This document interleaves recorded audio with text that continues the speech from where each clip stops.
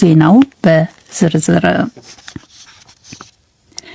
በአማራ ክልል በራያ አላማጣ ወረዳ ጥሙጋ ከተማ ትናንት ሌሊት 10 ሰዓት አካባቢ ኪዳነ ምሕረት ቤተክርስቲያን ውስጥ በተፈጸመ ጥቃት አንድ አይነ ስውር የቤተክርስቲያን መምህርን ጨምሮ 4 የቆሎ ተማሪዎች ተገድለዋል ሲሉ የአካባቢው ነዋሪዎች ተናገሩ።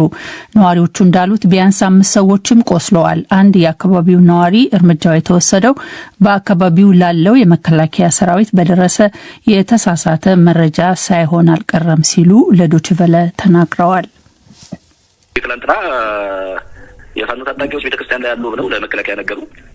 ከዛ መከላከያ ደግሞ ያው በስተት በሚስ ኢንፎርሜሽን ማለት ነው መርጌታ ወይም ደግሞ ባለቀኔ ትልቀኛ አባት አጋጣሚ አይነበስር ናቸው ሰውየው ተሰውብን ማለት ሞተብን እና 4 ልጆቹም የቆሎ ተማሪዎቹ እነሱ ማረፉ 5 ሰዎች ቆስለውብናል።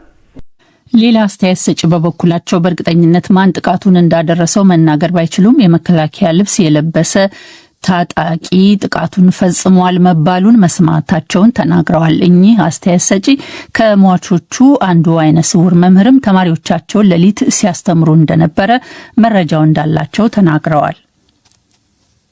አጥር ተኩል ላይ ወንበር መምህሩ እያስተማረ ነበር። ጉባኤ ዘርግቶ አንድ የመከላከያ ልብስ የለበሰ ገባና ዝም ብሎ ተኩስ ከተለበት 4 ቆጥረው 3 ሞተው ነበር። አንድ የቆጠረው ሞታውን የቄስ ትምህርት እኮ በተለይ አቋቋም ኬኔ ሲሆን ሪስ ነው የሚሰጠው። እንግዲህ ልብስ የነሱ ነው የሚባለው። ልብስ የለበሱት የነሱ ነው።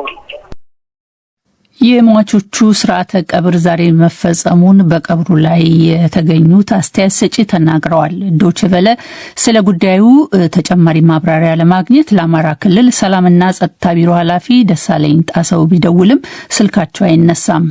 በስልክ የጠየቃቸው የሰሜን ወሎ ዞን የመንግስት ኮሚኒኬሽን ጉዳዮች መምሪያ ኃላፊ ደግሞ መረጃ የለኝም ብለዋል።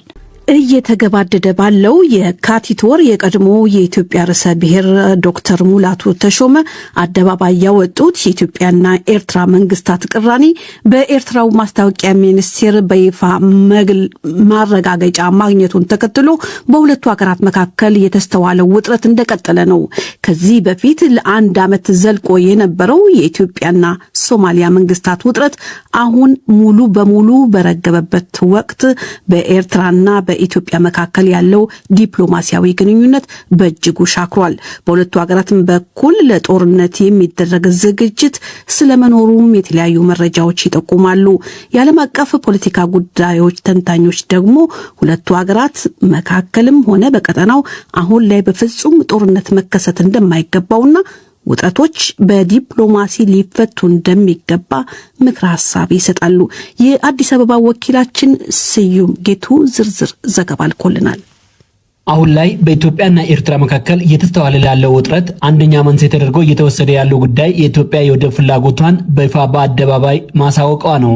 በተለይም የሰሜን ኢትዮጵያው ጦርነት በፕሪቶሪያው ስምምነት መቋጨትን ተከትሎ እየሻከረ የመጣ የመሰለው የሁለቱ ሀገራት ግንኙነት ጠቅላይ ሚኒስትር አብይ አህመድ የ120 ሚሊዮን ግድም ዜጎች ሀገር የሆነችው ኢትዮጵያ ያለ ወደብ ተዘግታ ልትቀመጥ አትችልም በማለት የመንግስታቸውን ፍላጎት በአደባባይ መግለጻቸውን ተከትለው በኤርትራ በኩል ስጋቶች ማየላቸውንም በግልጽ የሚያመላክቱ ሁኔታዎች ባለፉት ጥቂት ዓመታት በሂደቱ ታይተዋል። የዓለም አቀፍ ሕግ አዋቂና በተባበሩት መንግስታት ለዓመታት በሙያው የሰሩት አቶ ባይሳ ዋቆያ የዚህን የሁለቱን ሀገራት ወቅታዊ ውጥረት አላስፈላጊ ነው በማለት ስለ ኢትዮጵያ የወደብ ፍላጎት ግን ይህን ብለዋል። ወደቡን በተመለከተ ኢትዮጵያ መብት አላት ምን ያለ አይመስለኝም፣ ኖርም አይችልም። ወደቡ የአንድ ሉዓላዊ የሆነ ሀገር ኤርትራ የሚባል ሀገር አካል እስከሆነ ድረስ ያለ ኤርትራ ህዝቦች ፈቃድ አንድ ኢንች እንኳን ከኤርትራ ሊወስድ አይችልም። ይህን የሚፈቅድ ህግ የለም ዓለም ላይ። የዓለም አቀፍ ህግ የሚፈቅደው ሁለቱ በሰላም ተነጋግረው ኢትዮጵያ ለምሳሌ 120 ሚሊዮን ህዝብ ይዛ ያለ ወደብ መኖሯ ኢኮኖሚ ችግር ያመጣል። ኢኮኖሚያዊ ችግሩ ደግሞ አለመረጋጋትን ሊያመጣ ይችላል። ህዝቡ ይራባል፣ ይሰደዳል። ብዙ ዓለም አቀፋዊ ቀውሶች ላይ ተጽዕኖ ሊያሳድር ስለሚችል እነዚህን የዓለም አቀፍ ህግ ምንላል በቀላል አማርኛ አስተያየት ተደርጎላቸው ወደቡን እንዲጠቀሙ የባለ ወደብ ሀገሮችን ያበረታታል እንጂ አያስገድድም። በሌላ በኩል ግን ኢትዮጵያ የወደብ ፍላጎት ጥያቄዋን ማንሳቷ እንደ ያልተገባ ነገር ልታይ አይገባም የሚሉት የዓለም አቀፍ ህግ አዋቂው የኢትዮጵያ የመደራደር አቅምና የጋራ ተጠቃሚነት አማራጭ ግን ችላ ልባል የማይገባ የሚል አስተያየታቸውንም አክለዋል። ኢትዮጵያ ወደ ጉዳይ ብትጠቀም የእነዚህ ነገሮች ጥቅም በምንም መልኩ በአሉታዊ መንገድ የማይነካ ሁለቱ ነገሮች የማይጎዳ መሆኑ ታውቆ ወደብ በር እንዲከፈትላቸው መጠየቅ ይቻላል። ይህ ማለት እንግዲህ በቀላል አማርኛ በዓለም አቀፍ ሕግ ቋንቋ መወያየት ማለት መነጋገር፣ ለሁለቱ ሀገር ጥቅሞች፣ የጋራ ጥቅሞች፣ መልካም ጉርብትና የሚባሉ ብዙ መሪዎች አሉና በእነዚህ መሪ ስር ተነጋግሮ ወደቡን ማግኘት ይቻላል። የዓለም አቀፍ ሕግ ባለሙያው ይህን ይበሉ እንጂ ሌላው አስተያየት ሰጪ የኢትዮጵያ የውጭ ጉዳይ ኢንስቲትዩት ውስጥ ባለሙያ ሆኖ የሚሰሩት ዶክተር ዳርስከዳር ታዬ ይህ የዲፕሎማሲያዊ አማራጭ ተፈላጊው መንገድ ቢሆንም ላይሳካ የሚችልበት እድል ግን መኖሩን ጠቁመዋል። የቀጠናው ስታቢላይዚንግ ፎርስ ከሆነች ቆይታለች። ራይ አካባቢ ካለው ችግር፣ አማራ ክልል ካለው ችግር ጀርባ ያለበት ኢትዮጵያ የባህር በር ለማግኘት በምትንቀሳቀስበት ጊዜ ሁሉ ከጀርባ ሆና እንደማገዝ እና አብረን እንስራ እንደማለት ጥፋት ሆነ የነበረች ሀገር ነች። በእርግጥ ከዚህ ጋር በተያያዘ የኤርትራ መንግስት በኢትዮጵያ የውስጥ የእርስ በርስ ግጭት ውስጥ እንደማይገባ ማስተባበሉ አይዘነጋምም።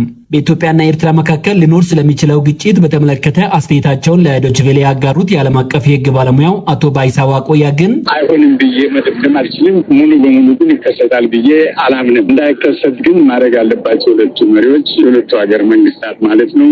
ማንኛውም አይነት ግጭት ለኢትዮጵያም ሆነ ለኤርትራ አይጠቅምም። ከዚህ በፊትም ተሞካክረናል። ቁጭ ብሎ ሁለቱ መንግስታት ቢነጋገሩና ያለውን ችግር መቅረፍ ቢችሉ ይመረጣል ባይ ነኝ። ለውይይቱ ደግሞ በቂ መንገድ አለ። የሚያግዳቸው ነገር የለም። ይተዋወቃሉ። ልክ እንዲያ ነው። ለዛሬ 6 ዓመት ጠቅላይ ሚኒስትሩ ኤርትራ መንግስት ጋር ሄደው መነጋገር ሰላም ሊሰጥ ማንም አይጠቀምም። በዝግጅት በወታደር ኃይል የበላይ ነኝና ኤርትራን ማሸነፍ አስልገፋል የሚል ቃል ቴዎሬቲካሊ ሊሳካ ይችላል። እሱ ደግሞ በ98 ዓመት ጎልደን ኦፖርቹኒቲ ነበረ።